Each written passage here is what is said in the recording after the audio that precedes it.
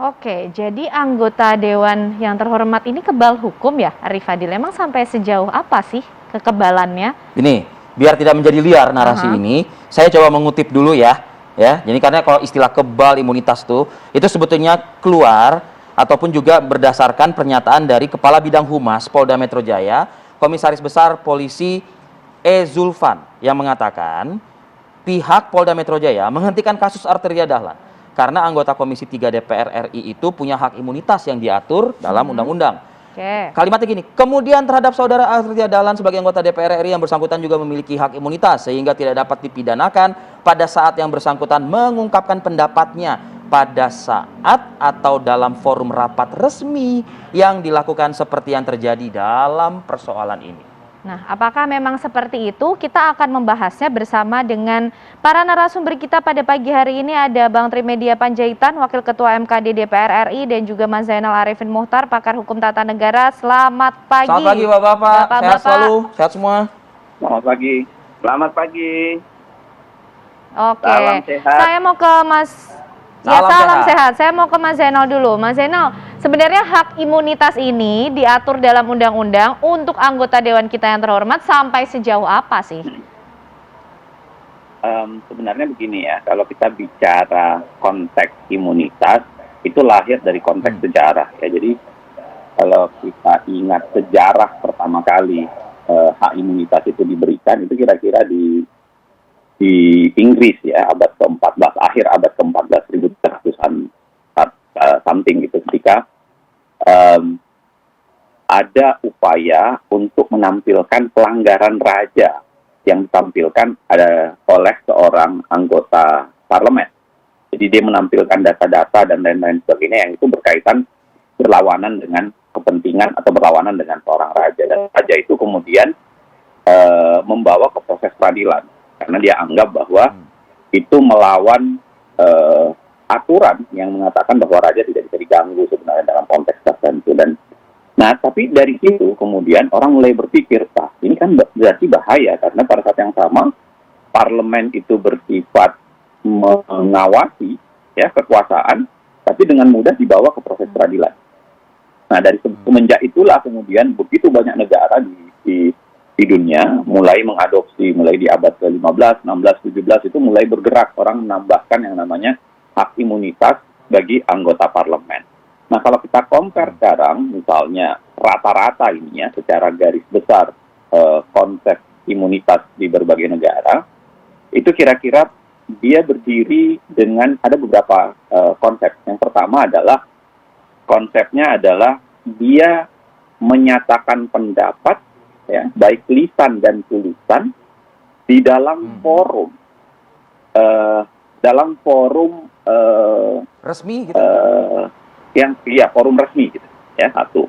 Lalu juga ada yang mengkategorisasikan dengan dia menyatakan pendapat lisan atau tulisan itu yang berkaitan dengan kewenangannya, ya, berkaitan dengan kewenangannya. Ada juga yang mengatakan bukan sekedar berkaitan dengan kewenangan, tapi memang itu merupakan tugasnya, ya. Jadi ada misalnya kalau dalam konsep pengawasan, dia sedang bertugas melakukan pengawasan.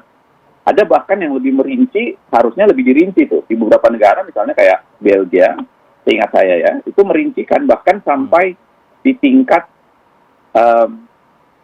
acara apa saja. Misalnya, kalau dia sedang melakukan penyelidikan, the right to inquiry, ya, untuk melakukan penyidikan terhadap pelanggaran seorang raja misalnya, atau pelanggaran seorang jabatan tertentu, itu kemudian dia diberikan kekebalan. Nah, jadi ada spesifikasi yang lebih rinci. Nah, kalau kita lihat sebenarnya di dalam Undang-Undang Dasar kita kan hanya mengatakan soal imunitas. Itu kemudian dijelaskan lebih detail di dalam Undang-Undang MD3, ya, Undang-Undang 17, pasal 224, yang konteksnya kira-kira begini nih. Jadi tidak dapat dituntut kalau dia melakukan sesuatu lisan dan tulisan berkaitan fungsi dan wewenang. Terus di ayat bawahnya itu mengatakan bahwa juga tidak bisa dituntut kalau dia melakukannya baik di dalam maupun di luar, tapi berkaitan dengan kewenangan konstitusionalnya. hak dan kewenangan konstitusionalnya. Jadi kalau kita mau lihat konteksnya, memang ada pengingkarannya kemudian ya dalam hal tertentu, misalnya tertangkap tangan, lalu kemudian kejahatan yang ancamannya serius, gitu, serius crime, ya, pidana mati dan lain-lain sebagainya, dan tindak pidana khusus. Nah, tapi maksud saya adalah begini, kalau kita lihat konteks yang disampaikan misalnya oleh Kapolres, oleh pejabat kepolisian, menurut saya ada semacam simplifikasi ketika dia mengatakan bahwa semua ucapan yang dilakukan di dalam rapat resmi. Karena menurut saya itu nggak lengkap. Ya iya dong, memang rapat resmi, tetapi pada saat yang sama harusnya logika kita mengatakan bukan sekedar rapat resmi, tapi harusnya dikaitkan dengan apakah itu merupakan tugas dan kewenangannya. Pelaksanaan tugas dan kewenangannya. Menurut saya karena itu penting. Jadi bukan hanya soalan ada di mana tempat lokusnya, ya, lokusnya di mana, tapi yang penting juga apa substansinya. Makanya saya kan yang beredar itu hanya potongan yang itunya ya. Nah, orang lihatnya hanya potongan itunya. Saya sih mengatakan harusnya dilihat secara utuh. Saya mengatakan misalnya begini, misalnya ya, seorang Arteria misalnya mempersoalkan, ini misalnya lagi-lagi ya, misalnya karena jaksa agungnya dari orang Jawa Barat, lalu kemudian misalnya banyak Kajati semuanya dari Jawa Barat, dan Pak Arteria itu mau menyinggung dengan cara itu misalnya, dengan mengatakan bahwa ini kok semua jadi Jawa Barat di bahasanya, jangan-jangan ada konteksnya menurut saya. Ya, jadi ada konteks kesalahan yang dilakukan misalnya oleh kekuasaan, ya misalnya ya. Nah, itu ada konteksnya. Menurut saya mengatakan make sense. Itu adalah bagian dari kewenangan konstitusionalnya untuk mempersoalkan apa iya sih Kajati semua harus dari dalam tanda kutip Jawa Barat misalnya. Ya, maksudnya ada konteksnya kenapa dia mengatakan itu. Tetapi kalau tidak ada konteksnya, nah itu menurut saya harus dilihat baik-baik. Apakah ucapan itu adalah bagian dari konteks pengawasan, konteks kewenangan konstitusionalnya atau tidak, atau memang ucapan itu bagian dari perasaan tidak suka saja misalnya sama penggunaan bahasa tertentu. Nah, makanya saya bilang tadi, kalau disimpulkan secara tergesa-gesa hanya melihat dari konteks tempat dia menyatakannya, menurut saya itu terlalu buru-buru. Ya, harusnya dilihat secara konteks keseluruhan. Saya nggak tahu apakah polisian sudah melihat konteks keseluruhannya atau tidak ya, tapi maksud saya adalah ya harusnya begitu tuh.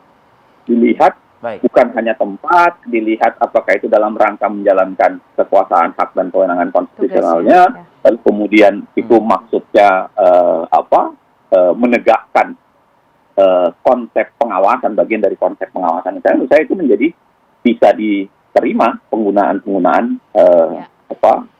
hak imunitas untuk anggota DPR. Oke, itu tadi penjelasan dari Mas Uceng ya, Mas Zainal Arifin Muchtar. Tapi publik, ya, nah ini publik nih, ya kan, karena responnya macam-macam. Ada yang menyampaikan pendapatnya, bahkan berujung pada anarkistis dan lain sebagainya. Nah, Bang Trimedia dari MKD, bagaimana Anda menjawab juga segala macam persepsi setelah kepolisian menghentikan kasus ini? Kan ini persepsinya jadi kemana-mana nih, Bang Trimed. Usai jeda para berikut ya, Bang, kita berikan waktunya untuk Anda. Kami akan kembali saat lagi.